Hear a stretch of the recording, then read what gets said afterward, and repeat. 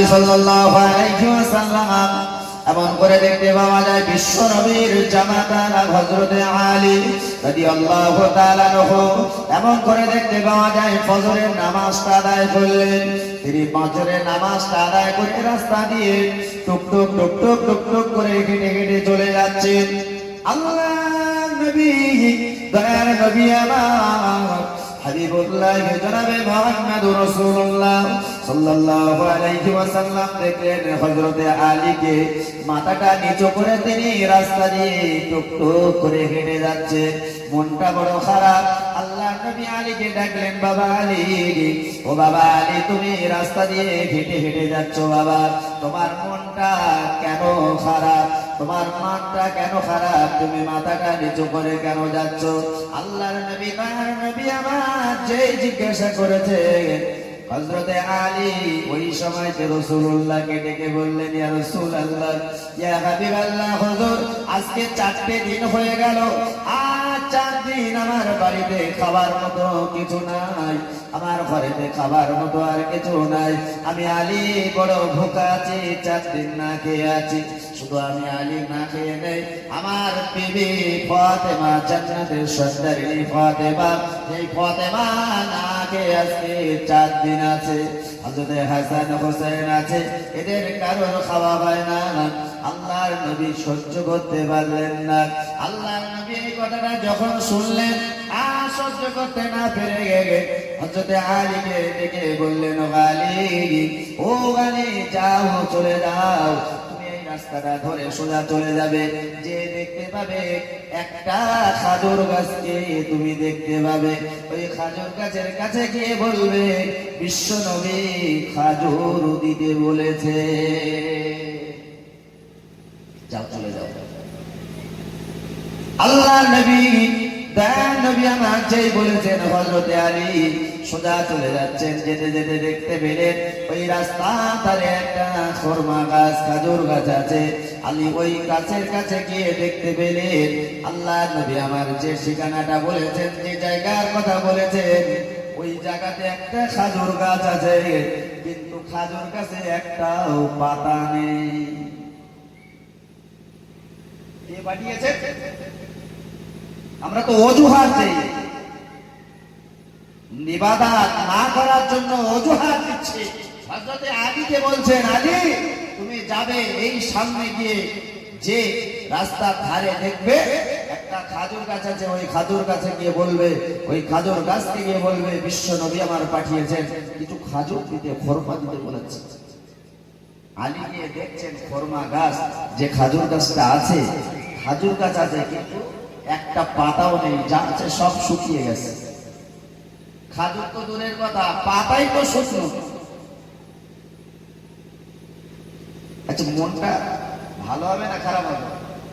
আচ্ছা, যিনি পাঠিয়েছেন, আচ্ছা তার উপরে রাগ হবে না হবে না? যে বিশ্বনবী পাঠিয়েছেন, অথচ এমন একটা জায়গায় পাঠিয়েছে দেখতে পাচ্ছি গাছটা শুকনো, গাছে কোনো পাতা নেই, খেজুরও তো নেই। হযরত আলী রাদিয়াল্লাহু তাআলা আনহু তিনি এমন করে নাগান্বিত হলেন না, চুপটি মেরে দাঁড়িয়ে থাকলেন। চুপটি মেরে দাঁড়িয়ে থেকে বলছেন, বিশ্ব নবী আমার পাঠিয়েছে, নিশ্চয়ই খাজুর গাছ, নিশ্চয়ই খাজুর গাছের কাছে পাঠিয়েছেন। খাজুর গাছ আমার খাজুর দেবে। খাজুর গাছের কাছে গিয়ে বললেন, হে খরমা গাছ, হে খাজুর গাছ, শুনে রেখে দে, জেনে রেখে দে, বিশ্ব নবী আমাকে পাঠিয়েছেন আমার কিছু খরমা দেওয়ার জন্য, কিছু খাজুর দেওয়ার জন্য আমাকে বলেছেন। যেই কথাটা বলা শেষ হয়ে গেল, হঠাৎ করে দেখতে পেলেন গাছ থেকে পাকা পাকা খরমা, প্রচুর খরমা পড়ে গেল। হযরতে আলী দাঁড়িয়ে থাকতে পারলেন না, সমস্ত খরমাগুলো তিনি কুড়িয়ে কুড়িয়ে কুড়িয়ে কুড়িয়ে নিয়ে তিনি এমন করে রুমালের ভিতরে নিয়ে নিলেন। রুমালের ভিতরে নিয়ে তিনি গেরো মেরে সোজা চলে গেলেন বাড়িতে। বাড়িতে গিয়ে খরমাগুলো নিজে খেলেন। খরমাগুলো নিজে খাওয়ার পরে হযরতে ফাতেমাকে ডেকে বললেন, ফাতেমা, ও ফাতেমা, এসো, তোমরা একটু খরমাটা খেয়ে নাও। এই খরমাগুলো হাসানকে ডাকলেন, বাবা হুসাইন, চলে এসো বাবা, এই খরমাগুলো খেয়ে নাও। বিশ্বনবী আমার এই পাঠিয়েছেন, বিশ্বনবী আমার খরমার জন্য পাঠিয়েছিলেন। আমি যাওয়ার সঙ্গে সঙ্গে গাছ আমাদের জন্য খরমা প্রদান করেছে। সকলে খরমা খেয়ে নিয়ে খরমাগুলো খেয়ে দেখছে, তারপরে অবশিষ্ট অনেকটা খরমা আছে, অনেক খরমা আছে। তখন চিন্তা করলো আলী, এই খরমাগুলো আমরা বাড়িতে রাখবো না, কি করবে? বলছে, ফাতেমা, আমি তোমার না কোনোদিন আশা, কোনো আকাঙ্ক্ষা, তোমার মনের তামান্না আমি কোনোদিন পূরণ করতে পারিনি। ওগো ফাতেমা, তুমি একটাবার বলো, তোমার মনের বড় আশা কি আছে? আমি আজকে খরমাগুলোকে বাজারে বিক্রি করে তোমার মনের তামান্না, মনের আশাটাকে আমি পুরো করে দেবো। একটু জোরে বলা যাবে না সুবহানাল্লাহ? আমাদের বাড়ির বিবিরা আমাদের কাছে কোনো কিছু আশা করে তো, চায় তো নাকি? হ্যাঁ, আমরা তাদের চাওয়াটাকে পূরণ করি তো নাকি? আর যদি পূরণ না করি, তার ব্যবস্থা কি হবে, তার পানিশমেন্ট কি হবে, সেটা তো আমাদের সকলেরই জানা নেই। হযরত আলী রাদিয়াল্লাহু তাআলা নবীকে ডেকে বললেন, ও আমার প্রাণের স্বামী, আজ কয়েকদিন আমার জ্বর, আমি কিছু ভালো করে কিছুই খেতে পারি না, বাড়িতে খাওয়ার মতো কিছু নাই। আপনি যদি আমার জন্য একটা ডালিমের ব্যবস্থা করেন, একটা বেদানার ব্যবস্থা করেন, তাহলে আমার পক্ষে খুব ভালো হয়। সামান্য একটা ডালিম। আলী বলছে, আজকে এতদিন পরে সুযোগ যখন পেয়েছে, এই খরমাগুলোকে নিয়ে বিক্রি করে দেব, বিক্রি করে এমন করে বাজার থেকে নিয়ে চলে আসবো, বাজার থেকে একটা ডালিম বেদানা তোমার জন্য নিয়ে চলে আসবো। বাজারে চলে গেলেন, খরমাগুলোকে নিয়ে হযরত আলী রাদিয়াল্লাহু তাআলা খরমাগুলোকে বাজারে বিক্রি করে দিলেন। বাজারে বিক্রি করে দেওয়ার পরে বাজারে বিক্রি করে দিয়ে তিনি একটা ডালিম নিয়ে, বেদানা নিয়ে চলে আসছেন। এদিকে আল্লাহর ফেরেশতা দুইজন মিলে ঝামেলা শুরু করে দিল। আল্লাহ দুইজন ফেরেশতা ঝামেলা শুরু করে দিয়েছে। বলছে, বিশ্ব নবীর সাহাবীরা কত ভালো। একজন বলছে, কত ভালো কেন, কি করে, কি করলো তারা? বলে, তারা আল্লাহর রাস্তে সমস্ত মানুষ যেই চায় সঙ্গে সঙ্গে তারা দান করে দেয়। চায়, আচ্ছা, মসজিদের জন্য আপনাদের কাছে যখন টাকা চায়, আপনারা দেন? হ্যাঁ, এই মসজিদের যখন এই সম্পাদক সাহেব বলি, সভাপতি, কেশিয়ার, যারা মসজিদের পরিচালনা করে, দায়িত্বে আছেন, এরা যখন আপনাদের কাছে হাত পাতে, কিসের জন্য বলে? নিজেদের জন্য চায় না আল্লাহর হস্তে, আল্লাহর ঘরকে সংস্কার করার জন্য চায়? কার জন্য? তাহলে আল্লাহর ঘরকে সংস্কার করা আল্লাহর জন্যই। তাহলে আল্লাহর জন্য যখন চাচ্ছে, হযরত আলী রাদিয়াল্লাহু তাআলা তিনি যখন বেদানাটা নিয়ে আসছেন, ওই সময় যে দুজন ফেরেশতা ঝামেলা শুরু করেছে। বলছে যে, এরা রাসূলের সাহাবারা কত ভালো, দেখেছো, এরা যেই চায় সঙ্গে সঙ্গে দিয়ে দেয়। তখন আরেক ফেরেশতা বলছে, আরে ওদের আছে তাই দেয়, না থাকলে কি দিত? আচ্ছা, যাদের 4 দিন খাওয়া হয়নি, তাদের কি বিশাল কিছু আছে বলে মনে হচ্ছে? আর যদি থাকতো, তারা না খেয়ে থাকতো কি না খেয়ে থাকতো? আমি আপনাদেরকে কি বোঝাতে চাইছি বুঝতে পারছেন? যে আমরা অজুহাত কি করে দেই? আল্লাহ আমাদেরকে এত দিয়েছেন, তারপরেও কেন অজুহাত দেই? আমরা কি শক্তি আদায় করতে পেরেছি? দিনে আমরা কত সাল না খেয়ে আছি, ঘর বাড়ি সহায় সম্পদ সব তো আল্লাহ দিয়েছেন, আমরা তো না খেয়ে কেউ নেই। আল্লাহ ফেরেশতা দুইজন ঝামেলা শুরু করেছে।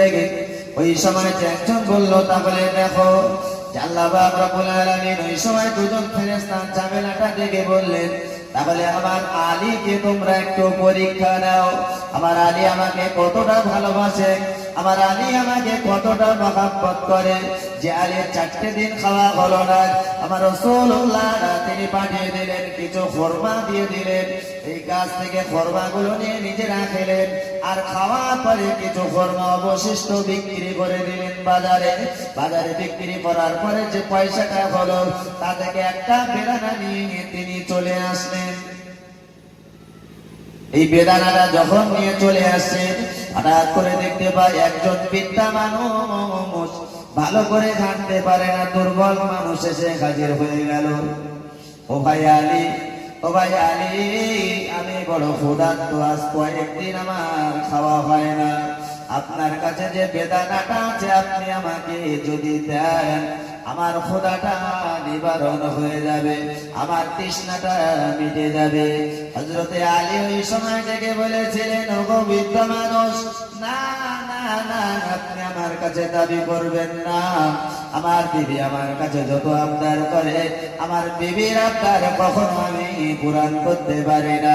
আমার বিবির আশা বা বিবির তামান্না আমি কখনো পূরণ করতে পারি না। অনেকদিন পরে তার মনের আশা হলো, তার মনের তামান্না হলো একটা বেদানা। তাই আমি বেদানাটা নিয়ে যাচ্ছি, এতে তুমি আশা করো না, তুমি আমার কাছে এটা দাবি করো না। ওই সময় ওই বৃদ্ধ মানুষটা বলেছিল, ও আলী, আল্লাহর রাস্তে তোমার যে বেদানা আছে, ওটা আল্লাহর রাস্তে তুমি আমাকে দান করে দাও। যদি বলা যাবে না সুবহানাল্লাহ, জানি তোমার কাছে যে বেদানাটা আছে, তুমি আল্লাহর রাস্তে ওটাকে আমার কাছে দান করে দাও। আর যেই বলেছে আল্লাহর রাস্তে দিয়ে দাও, তখন বলছে আমি তোমাকে দিতে পারি, তবে অর্ধেকটা, এরপরে আর দাবি করবে না। এই অর্ধেকটা তুমি নাও, আর অর্ধেকটা আমার ফাতেমার জন্য নিয়ে যাব। আমার ফাতেমার আজ কয়েকদিন জ্বর, সে কিছু খেতে পারে না, বাড়িতে খাওয়ারও কিছু নেই,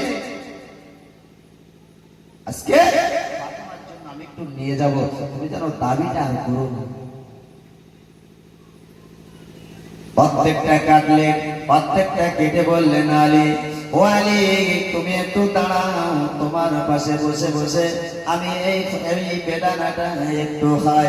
বেদানাটা তিনি বসে বসে খাচ্ছেন আর বলছেন, আলী রে, বেদানা এত সুস্বাদু, বেদানা এত সুন্দর, বেদানাটা খেয়ে আমার অর্ধেকটা কলিজা ঠান্ডা হয়ে গেল। ও আলী, তুমি আছে অর্ধেকটা আছে, ওই বেদানাটা তুমি আমাকে দিয়ে দাও, ওই বেদানাটা তুমি আমাকে দিয়ে দাও। আলী, না না না না, ও আল্লাহর বান্দা, তুমি আমার কাছে দাবি করো না। আমার ফাতেমা কয়েকদিন খাওয়া হয়নি, আমার ফাতেমা আমার কাছে কোনোদিন চেয়ে বসেনি, কোনো কিছু আমার কাছে আশা করেনি। আজকে বড় মুখ করে আমার কাছে বেদনা চেয়েছে, আজকে তুমি যদি আমার কাছ থেকে নিয়ে নাও, আমার ফাতেমা খেয়ে থাকবে। বলছে, ও আলী, তুমি আল্লাহর রাস্তে ওই অর্ধেকটা বানিয়ে দিয়ে দাও। যে আল্লাহর রাস্তে আল্লাহকে দোহাই দিয়েছে, যে সঙ্গে সঙ্গে ওই অর্ধেকটা বেদানা ওই বৃদ্ধ মানুষটাকে দিয়ে দিলে। আর একটু জোরে বলা যাবে না? আজকে আমরা দেখতে পাই, আজকে আর কয়েকদিন তো বাদ, আর কয়েকদিন বাদেই তো আমাদের সামনে আসছে পবিত্র রমজান মাস।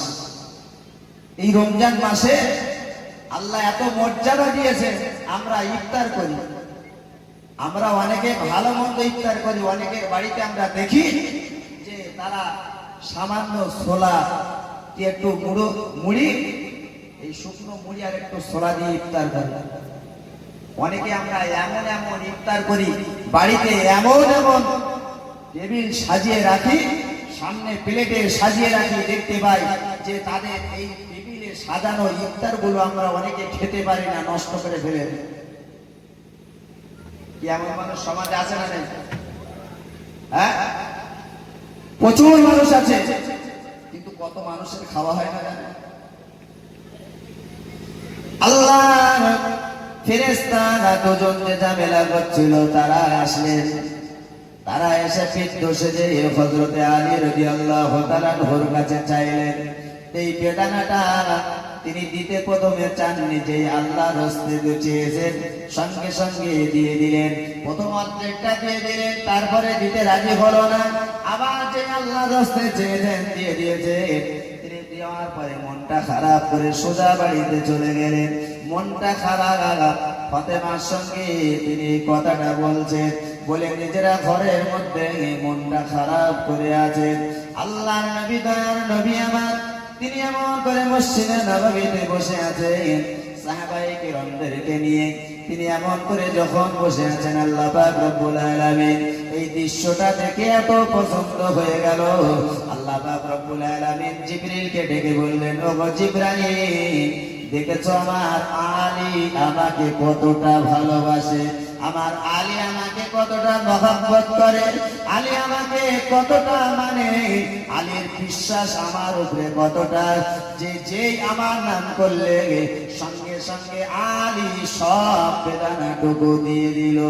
জোরে বলুন সুবহানাল্লাহ। ওগো জিবরাইল, যাও চলে যাও, আর দেরি করো না, তুমি জান্নাত থেকে 10টা বেদানা নিয়ে যাও। এই 10টা বেদানা নিয়ে আমার রাসূলুল্লাহর কাছে চলে যাও, আমার মুহাম্মাদের কাছে চলে যাও, আমার হাবিবের কাছে গিয়ে বলো, এই পুরো ঘটনাটা খুলে বলবে।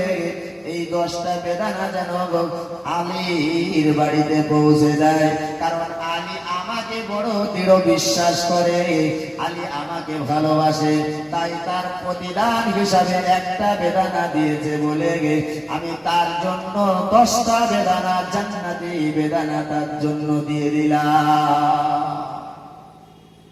আর একটু জোরে খাবে।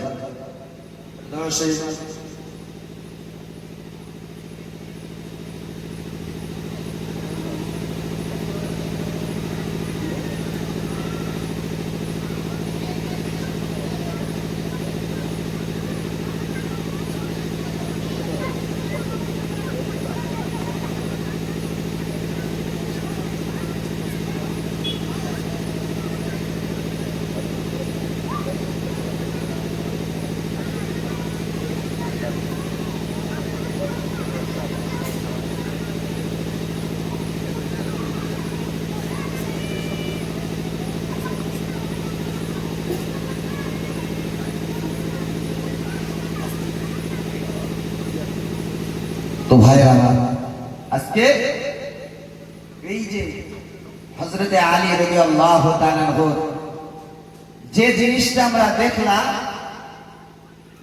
10টা বেদানা নিয়ে চলে আসলেন, এসে রাসূলুল্লাহর সমস্ত ঘটনাগুলো খুলে বললেন, ইয়া রাসূলুল্লাহ, ইয়া হাবিবাল্লাহ, হুজুর এই ঘটনা।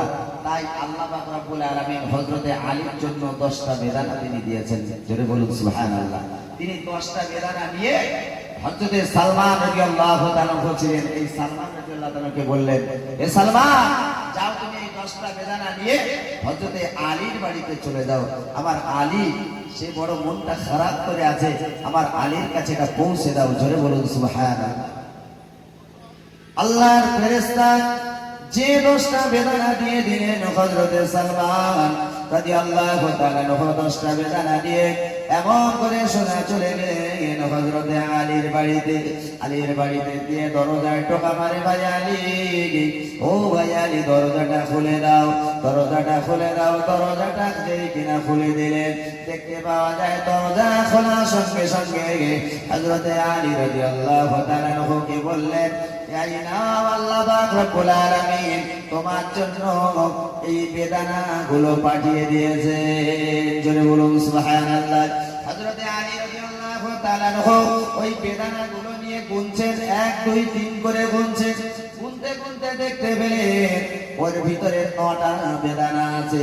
এই 9টা বেদানা নিয়ে যেই দেখতে পেলেন 9টা বেদানা, হযরতে আলীকে হযরতে সালমান বলছেন, এমন করে আল্লাহ পরীক্ষা নিয়েছেন, সেই পরীক্ষায় তো পাশ করেছে। কেমন বিশ্বাস, কেমন দৃঢ়তা আল্লাহর উপরে।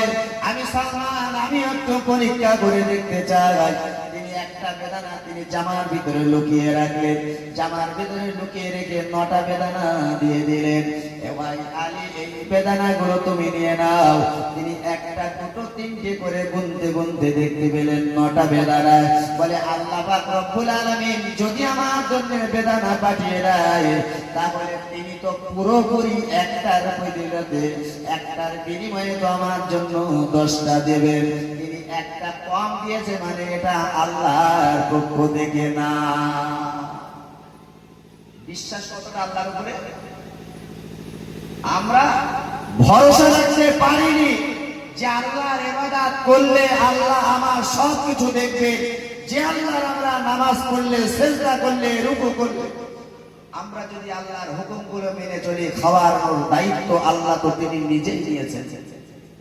পৃথিবীর জমিনে আল্লাহ যখন পাঠিয়েছে, তার রিজিক তার সঙ্গে দিয়েছেন। এই বিশ্বাস তো আমাকে করতে হবে। আরে আমরা বলে কি করতাম? আরে 9টা তো পেয়েছি, এই 9টা পেয়েছি মানে এইগুলো নিয়ে আগে সন্তুষ্ট হই। আলী বলছে, ভাই সালমান, এই 9টা বেদানা আমার জন্য না, আল্লাহ যদি দেয় পুরোপুরি 10টা দেবে। আর একটু জোরে হবে না সুবহানাল্লাহ? তিনি দিয়ে ঘরের দরজা দিয়ে ঘরের ভিতরে কাঁদছে। সালমান আশ্চর্য হয়ে গেলেন।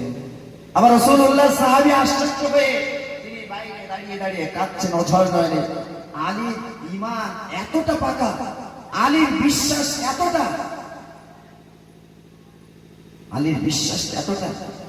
তিনি চিন্তা করে আবার ঘরের টোকা মারলেন, ভাই আলী দরজাটা খোলো। ভাই দরজাটা খুললেন, কি ব্যাপার আবার আপনি? বলে, ও বাবা আলী, ও বাবা রাসূলুল্লাহর জামাতা আলী, আল্লাহ পাক রব্বুল আলামিন তোমার জন্য 10টা বেদানা দিয়েছিল, কিন্তু আমি তোমার ঈমানটা কতটা পাকা, তোমার বিশ্বাসটা আল্লাহর উপরে কতটা আছে, তোমাকে একটু পরীক্ষা নেওয়ার জন্য একটা লুকিয়ে রেখেছিলাম। যদি বলা যাবে সুবহানাল্লাহ। তো ভাইরা আমার, আজকে আমরা সেই বিশ্বাসটা যদি রাখতে পারি, তাহলে আমাদের জীবনটা পরিবর্তন হবে। যেটাই আমরা করি না কেন, আমাদের এটাই মনে রাখতে হবে, আল্লাহ যখন পৃথিবীর জমিনে আমাকে আপনাকে পাঠিয়েছেন, আল্লাহ আমার আপনার রিজিক দিয়েই পাঠিয়েছেন। তাহলে বিশ্বাসটা আল্লাহর উপরে রেখে আল্লাহর হুকুমগুলো আমাকে আপনাকে মানতে হবে। আগামী দিনে যে পবিত্র রমজান মাস আসছে, তো সেই রোজা আমাদেরকে সঠিকভাবে 30টা রোজা আমাদের পালন করতে হবে। যদি আমরা সঠিকভাবে রোজাগুলো পালন করতে পারি, তাহলে আল্লাহ পাক রব্বুল আলামিন তিনি আমাদের প্রতি রাজি হবেন, খুশি হবেন, আর তার বিনিময়ে আল্লাহ তার দয়ার জান্নাত আমাদের নসিবে জুটিয়ে দেবেন। সুবহানাল্লাহুম্মা আমিন। এখনই আজান হবে, আজানের সঙ্গে সঙ্গে নামাজ হবে। তো যারা দিক দিকে আছেন তারা সকলে চলে আসুন, এখনই আজান হবে। আজানের পরপরই এশার জামাত হবে। তার পরপরই যেভাবে আপনাদের আমন্ত্রিত ওলামা হযরতগণ আছেন, তারা সকলে আপনাদের কাছে তশরিফ আনবেন হবে। আগামী দিনে যে পবিত্র রমজান মাস আসছে, তো সেই রোজা আমাদেরকে সঠিকভাবে 30টা রোজা আমাদের পালন করতে হবে। যদি আমরা সঠিকভাবে রোজাগুলো পালন করতে পারি, তাহলে আল্লাহ পাক রব্বুল আলামিন তিনি আমাদের প্রতি রাজি হবেন, খুশি হবেন, আর তার বিনিময়ে আল্লাহ তার দয়ার জান্নাত আমাদের নসিবে জুটিয়ে দেবেন। সুবহানাল্লাহ।